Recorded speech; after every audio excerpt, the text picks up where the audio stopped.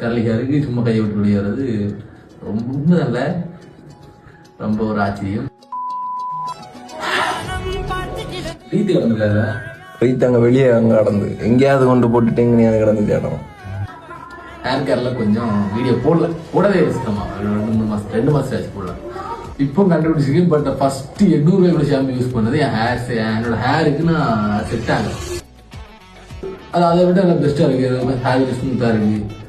And conditioning பண்ணும்போது அந்த கண்டிஷனை விட இந்த கண்டிஷன் பெட்டராக இருக்குது. ரொம்ப ட்ரை ஆகலை.